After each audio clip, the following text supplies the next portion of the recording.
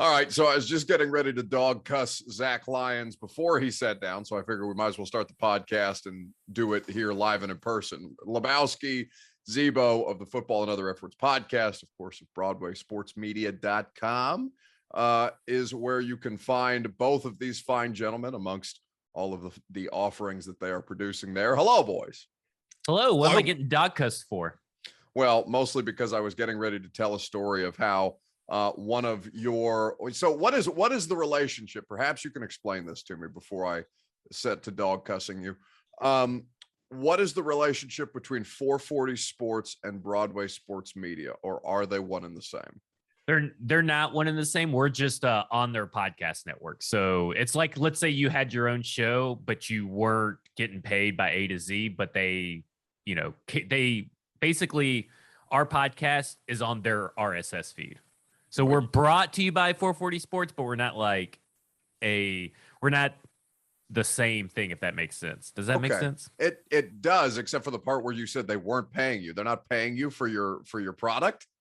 Well, nobody's paying us for a product besides the people at BroadwaySportsMedia.com. Okay. Well, that's important, I suppose. So anyway, I was just getting ready to tell Lebowski because I have a 3A shell hit here in just a little bit. And he thought that I was filling in for him. And I said, absolutely not. That is exclusively the wheelhouse of now Braden Gall, who every time he tells me that I've done something wrong, I just remind him that he's my fill-in now and eat that shit. So, such is life, which gives me great delight every time I see him. No, I've forgotten what I was going to dog cuss you about. So you're off the hook. I'm just happy to have you. I like it. So I guess we should start. What do you want to start with? Because your coach has got COVID. He said like it's not that big of a deal. He didn't make it seem like a big deal. Why should I he's vaccinated, right? So, he sure I get it. I get COVID's a dangerous thing, and maybe I'm being too flippant about it, but I between that and the AJ Brown breaking news story that Adam Schefter put out, I'm just like, neither of these are that big stories to me. Hopefully that doesn't poo-poo on the whole podcast. No, it's fine. He looked like shit yesterday when he jumped on the Zoom with us. So it may be more than the sore throat that he's letting on to. But so there are too many things for you to be happy about, boys, to worry about your coach having COVID or potentially your star wide receiver dealing with some kind of knee flare up, whatever the hell it is, over the last couple of weeks. I was just thinking before I came on, this has been one of the first seasons that not only have I been excited to watch preseason football for the Titans, and it's delivered. They've been fun to watch. Yeah. Preseason football overall has been kind of really enjoyable to watch. There's got to be a plane of existence out there somewhere where Justin Fields' soul has landed and finally settled down, right? Because what an unbelievable hit that man took before we get to the Titans. God, that was awesome. And your only hope is that you and your your newly formed defensive line can do the same kind of thing to him on Saturday when the Titans host the Chicago Bears. Yeah, no, they absolutely decapitated him, and it always makes me laugh. Why the fuck do we have one person every year who says the game doesn't seem all that fast to me? The game, seems to be pretty slow to me, because he gives the coach the athletic, Zebo, and then, he literally gets his soul stolen from his body, as Lebowski outlined. I wonder if he saw that hit in slow motion because I rewound it and watched it in slow motion because it was exactly kind of what he deserves for saying stuff like that. And I hate rookies who come in, the game's not as fast as I thought it was. Yeah, not until you get hit in the fucking mouth. It's preseason. Like, let's relax here about how fast the game is when you're going up against third and fourth string guys who may not even make the team. Right, until fat number 59, whose name escapes me, comes flying off the edge unblocked and literally takes your head off, because fat 59 moves a hell of a lot faster than he should. Yeah. So what do you, Lebowski, you said that you're enjoying preseason football. If you are a Titans fan, I imagine preseason football to be enjoyable at this particular juncture, other than Logan Woodside insisting on throwing balls behind the receiver instead of leading them. What have you most enjoyed? Particularly the last couple of weeks. Let's start with Saturday. Elijah Molden. What else can you say? I don't know what I liked more about just his overall performance or the dog army crawl he did to sack. I don't know. That's what's been enjoyable to me is so far with the defense, is that the defense looks to be competent and almost like, and again, it's preseason. It's hard to get, too wild about this, but the defense feels like they've got something they want to prove, and damn if they don't look competent. Yeah, Shane Bowen so far is through 2 preseason games is a better defensive coordinator than Mike Vrabel is through his whole career as a defensive coordinator, including the time at the Texans. I mean, the team looks like they're all on the same page for once, and it feels like it's been forever just because the way that they played last year just made games feel so much longer than they had to be. Like, I felt like that season last season, because of the defense, just felt like it was torture to watch that defense. And it is borderline. Well, it wasn't borderline. It just got to the point where I just laughed. And every time a third down conversion happened, I just laughed because it's all you can do. And now you're talking about a defense, and I get it. It's preseason. Maybe we all should not be that hype. But the stuff that you see is such a night and day difference of what you saw in the regular season last year. Like, just the communication, the way they're swarming the ball, the way that everybody's trying to punch out, when they get near a guy and they're trying to tackle him, they're trying to go for the ball and knock it out. And the fact that Elijah Molden blacked out and still recorded a sack, just his body, Jesus, take the wheel, and he got the sack. Like, I mean, it's preseason, but this is the most fun I've ever had during preseason. And I think the Titans feel like they're really feeling themselves on defense. And it sounds like from training camp reports that they feel themselves. I mean, like, they're feeling it. They're feeling that, what I don't know. What one feels. Find a way to say the word feel again in the sentence, and then we'll describe accurately how exactly they're feeling. I feel like they're feeling the feels. They're all in their feelings. I'm so mad. I mean, listen, 2 of 12 against the allowed against the Falcons, 2 of 14 against the Tampa Bay Buccaneers. I mean, and listen, we all understand. Let it be the last time that we say that it's only preseason, and that's the context with which we're talking about this particular football team. But it does matter because for all of the problems that they had last year, we literally just got done, as we tape this on a Monday, literally just got done at practice with Shane Bowen, because obviously Mike Vrabel not available at the podium because he's sitting in his house somewhere in Franklin making Jen Vrabel miserable. Shane Bowen said today that half the guys in the room are new, so they're basically rebuilding the drink, if you've heard this one before, identity. They're rebuilding the identity of the entirety of the defense, but there is something tangible there. Whether you're watching them on the practice field right now, they carry themselves differently.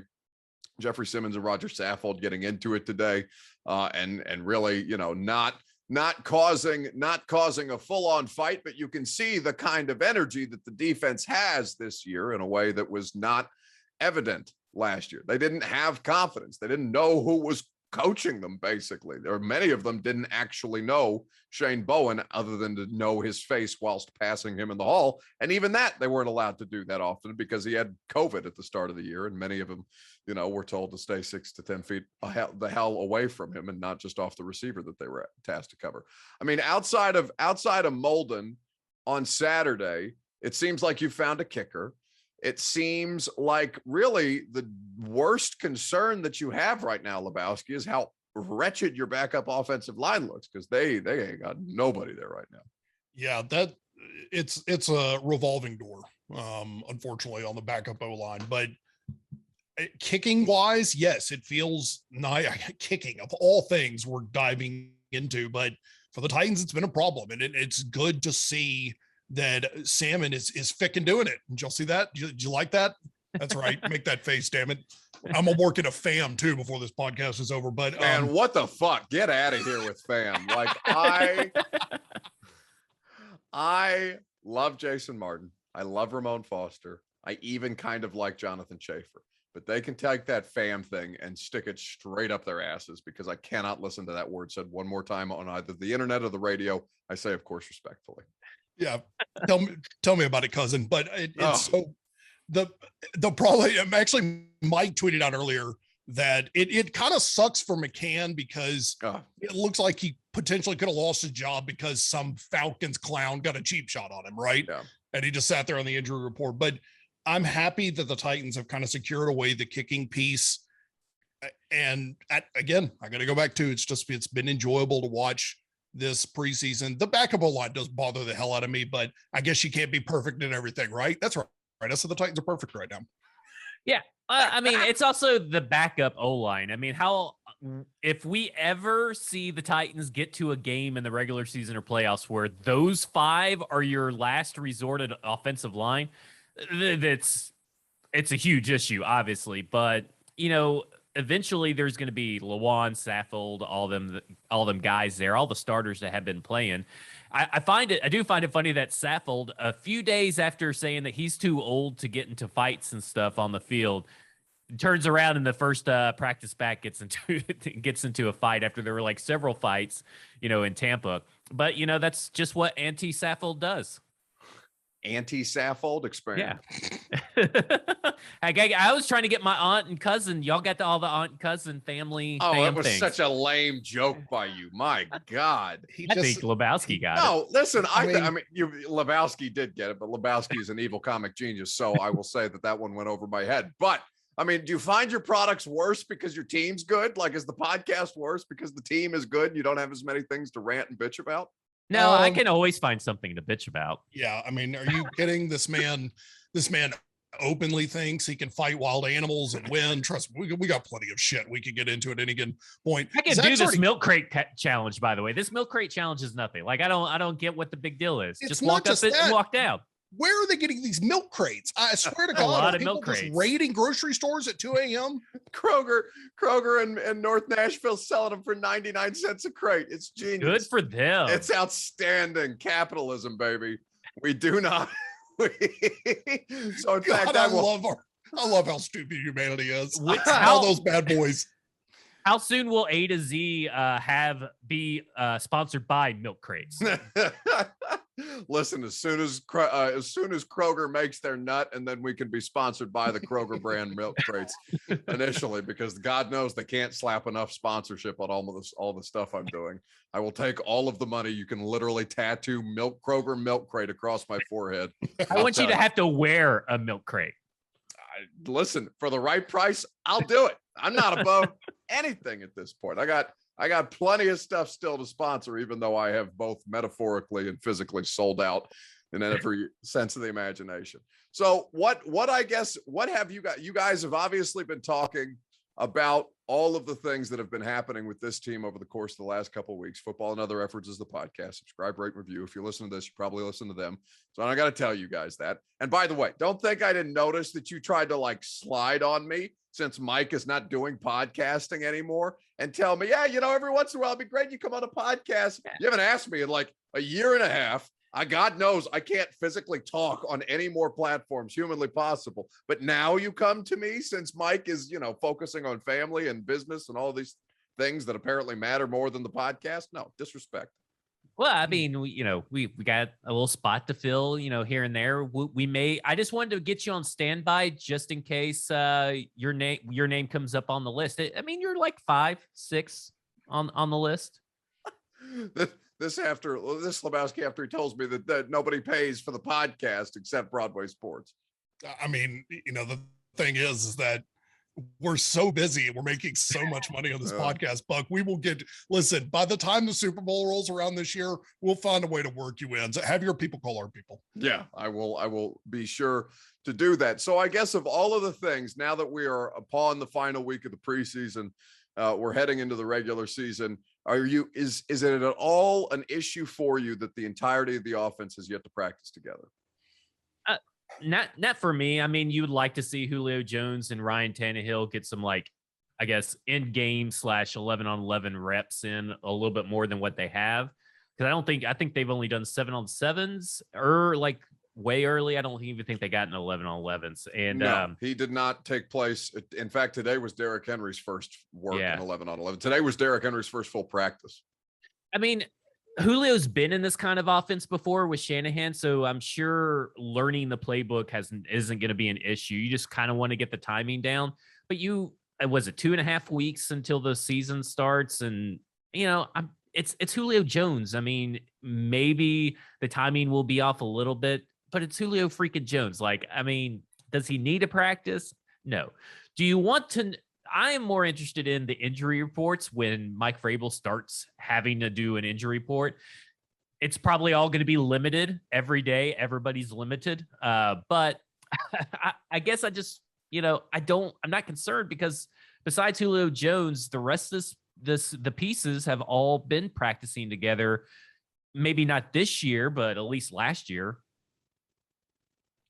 I'm not concerned. I think that selfishly, I would like to see first team offense a little bit in the preseason, just so you can try to gauge if week one, if we're rolling into, I would like for them to be able to go full throttle week one.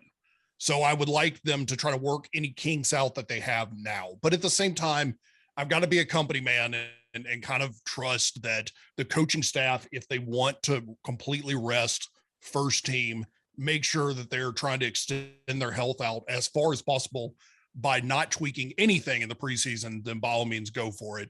Not overly concerned. I'm not. I mean, yes, the irrational Titans fan buried in the back of my head somewhere that likes to troll around on Twitter is sitting there thinking it's a problem, dude. But I don't think it's a big deal. And I think there's zero to freak out about. What does that guy sound like? Is it just your voice, but more angry?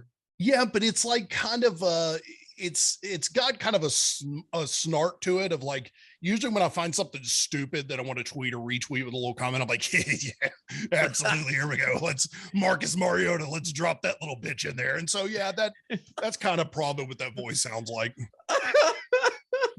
I mean, I don't even know where to go after that. It's a little bit of Danny DeVito. And I feel like something else. I can't quite put my hand on it or finger on it, but it's like, it's Danny DeVito-ish. Maybe it's just because of how you are in the whenever we do these Zoom videos. It's just there's no point in even having him on because it's just going to be his eyeballs every time we put out the video clip to tease this shit. It's insane to me how this is the thing every single time.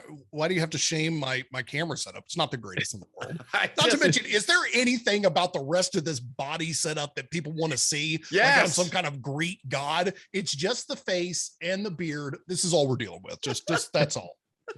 I can't even get the beard in the shot. Anyway, so with Farley, he's talking about, he felt like he was playing in mud in Tampa from a movement standpoint. He got burned on the double move against Scotty Miller, which was about the extent of the highlights or lowlights of Caleb Farley. He didn't play a ton of snaps, which is fine, but I think it is something that they are willing to put him out there at this point from a physical, wellness. His back is okay. Let's give him some live reps in practice and in a preseason game after he got, a fair amount of work against Gronk and Antonio Brown and Mike Evans and Chris Godwin and all these guys over the course of the week that we've been down in Tampa. Are you going to be, as the Irrational Titans fan, given that you two speak for the Irrational Titans fan, is the Irrational Titans fan going to be okay if Caleb Farley isn't among the top three when they face DeAndre Hopkins, for example? That's a good question because I've still kind of think that he is going to be in the top three. And I know people are really focused on the Scotty Miller thing, but he did body Scotty Miller, kind of box him out from being able to make that play and make that catch. Yes, he did get burned as technically, but I mean, when he's not playing in mud, he's going to not get burned ever again by Scotty Miller, right? That's probably like a once in a lifetime thing versus Scotty Miller. I'm sure there's faster wide receivers than that guy. Yeah, I think people will be mad, but I don't think there's a cause for concern that this is necessarily means this draft pick is a bust or anything. But I'd be a little, I want to see him. Just throw him out there. I mean, I think that's, maybe it's not, necessarily on DeAndre Hopkins. You could put him on AJ Green, let him get his feet wet over there because AJ Green runs like he's running in submit 24/7. So, you could put Jackrabbit over on Hopkins or put Fulton out there. Yeah, it'd be a little disappointing, but the Irrational Titan fan is going to tell you that John Robinson should be fired, Mike Vrabel should be fired, and Caleb Farley should be cut. I had one of those last night on the primetime show. They exist. Oh, yeah. I know they exist. Zach stole my thunder a little bit there at the end, but I mean, am I going to be personally concerned? No, I understand that Farley's going to have to get up to speed and it's going to take some time. Maybe just keep putting him out there so that he could get damn up to NFL speed quickly. Is Irrational Titans fan going to handle that properly? Hell no. Absolutely. They're going to be asking for the head of every single person on this team by week 2 when he's coming off as a little sluggish. What do we make of the landscape of the Titans internet? Because all three of us are products of this to varying degrees. I don't know how I feel about the place of my youth, the place of my birth, the sewers that are Titans Twitter. As of late, I find them starting to fray even more in terms of their sanity here lately, when for the life of me, I as somebody like the two of you who can bitch about just about anything, I have very little to bitch about with this football team right now. And I'm seeing all of these people losing their minds, and I don't get it. They're literally going in more and more insane day by day. It is becoming unbearable to see some of these people. There's a lot of people that I blamed Titans film room Justin Graver for retweeting and giving clout to, that have taken this gift of clout that Justin has given them. And these guys have gone off the deep end. They say the stupidest shit.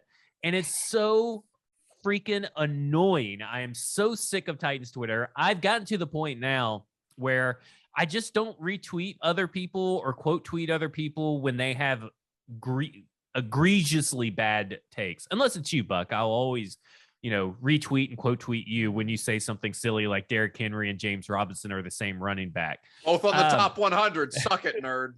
Yeah, well, top 100 is the most worthless piece of crap thing that the NFL does. It's more worthless than the preseason. So that's how bad the top 100 is. Players don't know anything. I mean, you talk to Will Compton every week. Does he really know anything? No, he doesn't know anything. Yeah. God almighty. They asked me if I wanted to let him co-host my or like fill in for me while I was out of town. I'm like, he literally knows nothing about the sport that he plays. This would be a terrible idea. But that's all players. I mean, you're going to get some of your players that like Peyton Manning and stuff like that do know, the high end ones. But I'd say like 75% of the league should not be voting on who are actually the best 100 players in the NFL. And they're always wrong. The list is constantly wrong.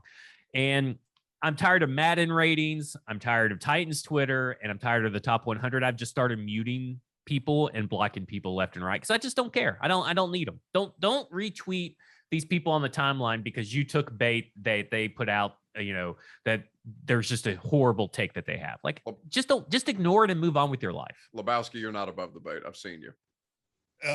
No, and I usually just resort to genitalia and fart jokes. So that's I try not to take any of it too seriously, because if I start arguing with the average Titan/NFL fan, I'm going to lose my mind on Twitter and say things I don't mean, or probably do mean, and then you discover who I really am. But let me just put this out there. And I understand the complete futility and hypocritical nature in which I say this.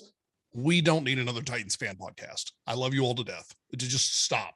Every other person is starting a podcast. Please stop it, because we see your Twitter takes and what we're hearing on audio is not that great. Now I got to back up to what Zach was just saying about the NFL top 100 and Madden rankings. I despise this mess, and I despise the fact that ESPN especially is one of the worst ones that follows this Madden ranking hype. It's free advertising for a mediocre game. None of us give a damn. Do you think that it's beyond EA that they know that they're ranking certain players lower, and then they have that player and the coach and then reporters that go along and bitch and go, oh, do you see this? Do you see how low so-and-so's ranking is? It's free advertising. Stop retweeting this crap, okay? Just go back to arguing if Marcus Mariota could have been successful here if he didn't have 19 different coaches. What is the worst of the Titans fan podcast? Name names. Ooh, I don't listen to any other Titans fan podcast, so I couldn't really tell you, but I would probably say whichever one's the newest, because the audio is always going to suck because they have no clue what they're doing. So I would say whichever one's the newest. I'm flattered to get DMs for interview requests from things like that, and I've done a couple, and again, it is very nice that people are interested in what I have to say, because I sure as hell am not interested in what I have to say, given as much as I'm talking nowadays. But they, as an interview subject, I know that I wasn't that great when I started, but oh dear God, it is among the most painful experiences that I have ever had. And I don't know how to make it stop without, offending people. I went on to an Atlanta podcast like 2 weeks ago to talk about the Falcons Titans game.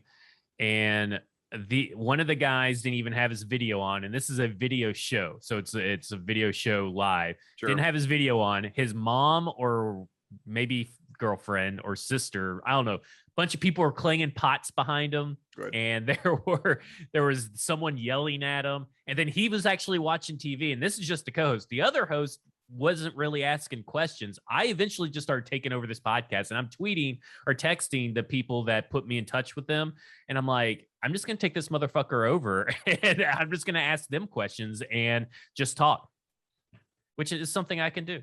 I can't handle it. I was asked to be on a podcast a couple of years ago. I said, am I allowed to curse? Kind of gave them an outline of like, what do you want? Do you want full unplugged Lebowski, or do you want me to just kind of a little subdued? So no, we want the whole package. We're not to talk about Game of Thrones.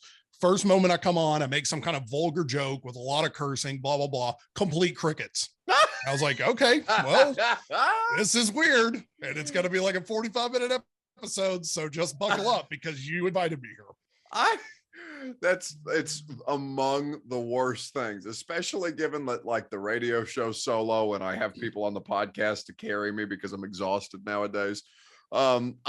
Every time I make a joke that doesn't land or Lucas doesn't laugh at on the radio show, it is the most agonizing experience because I have nothing. I have nowhere to hide. It's just me out there in the open to be exposed and to be publicly shamed for my joke that didn't hit. Listen, Buck, I got to say, one of the funnier things watching your show live, I love participating on YouTube, by the way, because it's way too easy to get your fans riled up on there. They're all just they all just smoke pot. They're just stoners. It's crazy. They will spend minutes and hours talking about different weed they're smoking, like flavors I've never even heard of. No, it's completely disorienting. And I thought I was somebody who knew the landscape of stuff like that. Of course, legally. But Buck, baby, watching that video feed lock up and your mouth starts doing this Pac-Man thing and poor Lucas is having to scramble over there and do whatever he has to do to fix it is one of the funniest things. I don't want it to stop. Do not fix it. Like, please let Lucas keep scrambling, having to fix your video feed as you're recording from a Comfort Inn and Suites. It's amazing. He doesn't ever want me to take another road trip because it doesn't happen when I'm at the studio. It's just when they have to feed the Zoom through the. And by the way, like not everything has to be on fucking video. Like it's the value of YouTube. I understand. Everything else, send it straight to hell. There's no reason anybody needs to look at me talking by myself for 3 hours a day. I just don't get it. 100% fam. You shouldn't have done it. Listen, I'm gonna have to have a conversation with my bosses because all I'm doing is ripping my teammates. Awful. At this. We're gonna have you fired by the end of this podcast. Do you have to pray to a deity or something before you bring us on? Because I feel like we take your podcast schedule and just completely fucking shred it by the time we're 20 minutes in. Well, it's because I don't really tell you guys what I want to talk about beforehand. No, you just send us a link. I just send you a link maybe 10 minutes before. And I said, hey, let's do a podcast today. And that's about the amount of preparation that goes into any broadcast that I'm doing. But yeah, there's a little bit, but there is no fun without risk, Lebowski. And this is certainly a risk every time we do this. That's a good point. Now, is Lucas right now putting up poll questions while we're all doing this? Yes, he has them banked. Mostly the ones mostly the ones that he's gonna misspell that he rolls out from my Twitter account, and then I spend 20 minutes scrolling and figure out why the hell are people so mad at me? Oh, this is what Lucas put out on my Twitter account. Now, how come you don't have a show Twitter account? Is it just you're just too famous of a person yourself? Well, I mean, what am I gonna do? I'm gonna create another Twitter account for a one-man show. Like it just doesn't make any sense that it would need to come from a show account. And I always thought of Lucas and you being a two-man show, but I mean, if you just want crap all over everything that he does for you, that's fine. If he can fit until he figures out the streaming glitch that's happening, it's a one-man show because I'm not giving him any credit for anything else that he does until he figure out how the hell to not make me a boomerang every 5 minutes on the YouTube page. He's just one of those Generation Vine people. Like he just is stuck on the 7-second loop.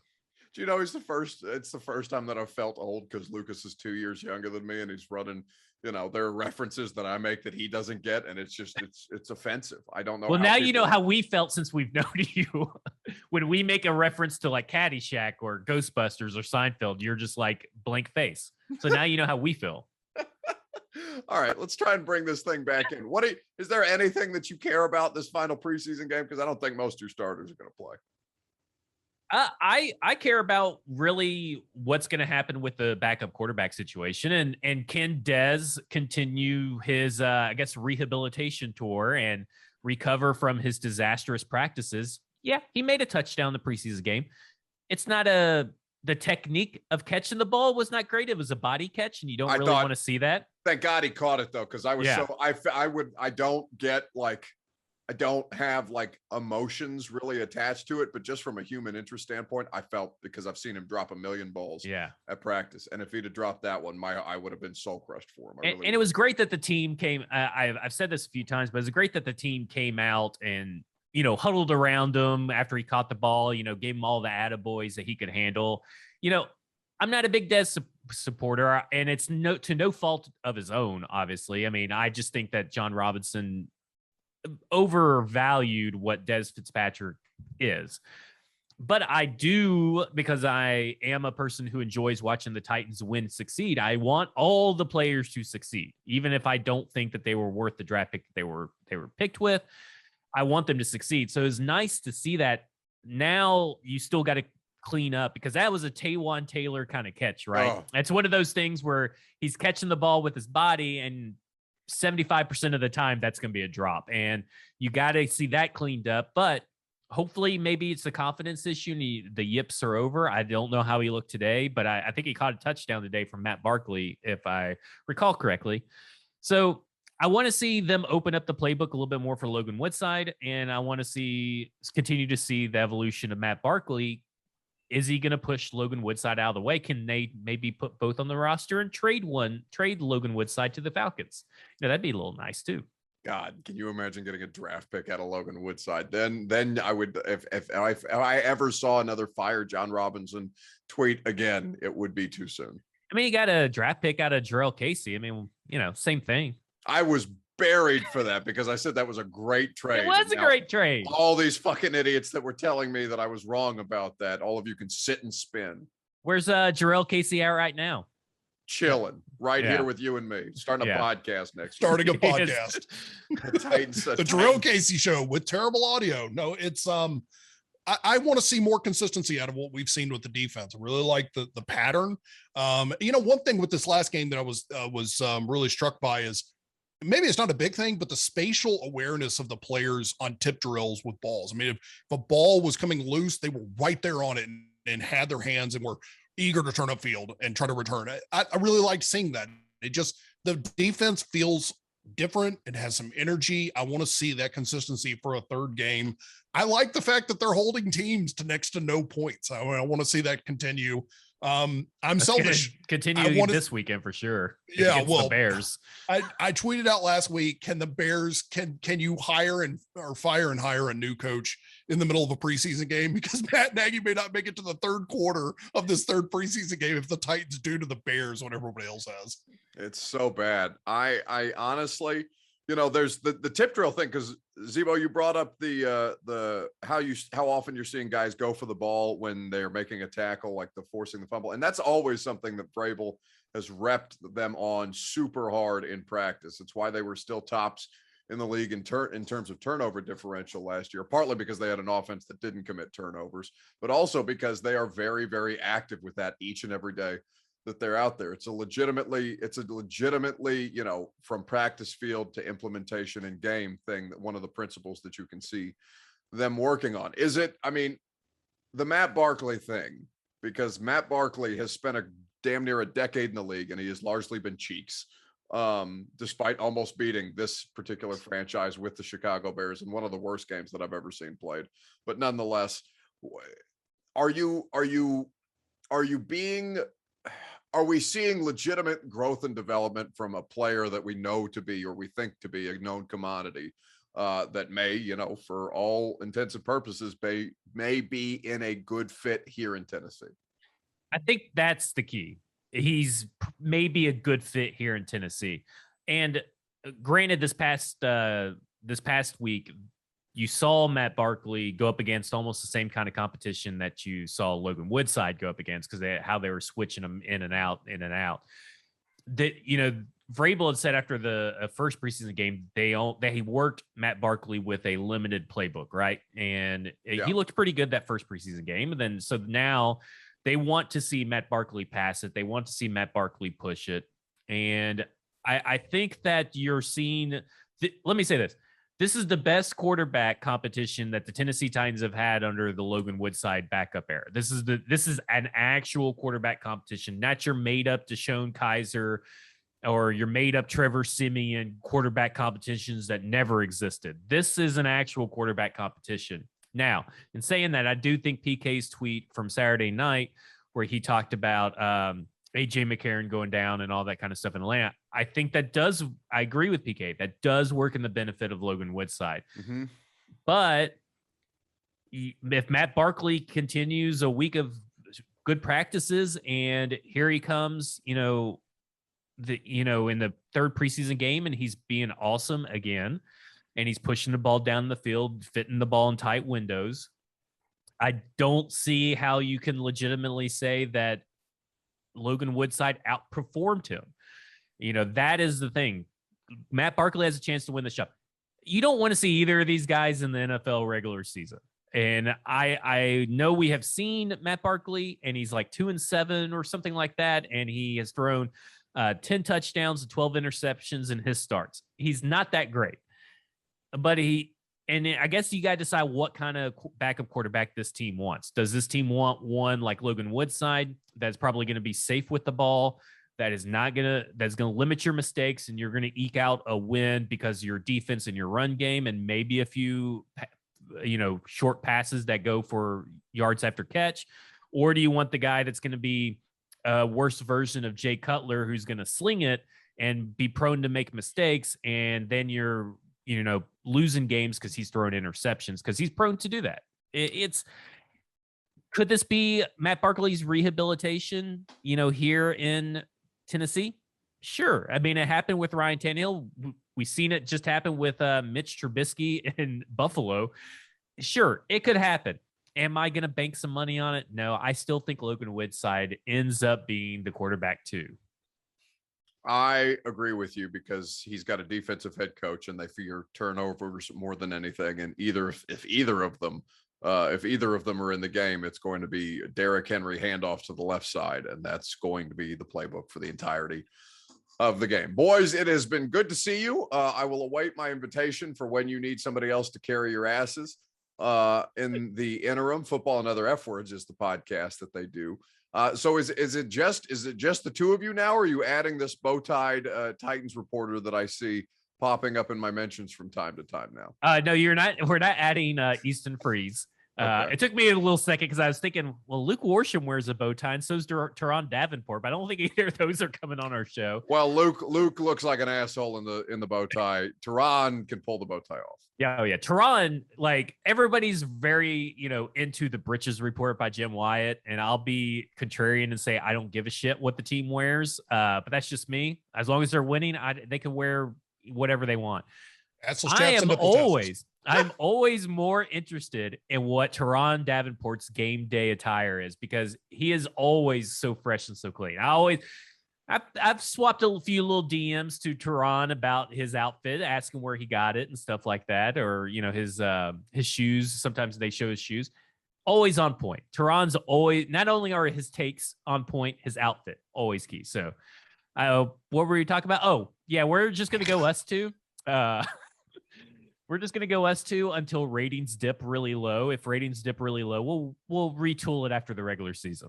You know, the most demoralizing part about Mike retiring is all of these people coming into his mentions and telling him, I listen from Croatia, listen from Japan and all that. And then they start following me because they start to realize, oh, there's the third asshole on the podcast that I never could find on Twitter. Guess I'll go ahead and follow him now. It's just ridiculous. Mike's awful at retirement, by the way. He's terrible. Doing more. Yeah. He's tweeting more. He's tweeting more and ignoring us in Oh yeah, we're just gonna put him on blast right now, but it's just the two of us. We have had people reach out on Twitter saying, "Can we audition?" No, we're not bringing in another host. We're now just we may hold auditions just for the fact that we may make fun just of for full disclosure. It would be, and they would all come from one of these varying Titans fan podcasts that we've just spent the first 20 minutes excoriating. Subscribe, rate, review wherever it is you get your podcast. Football and other F words at BroadwaySportsMedia.com. Thank you, boys.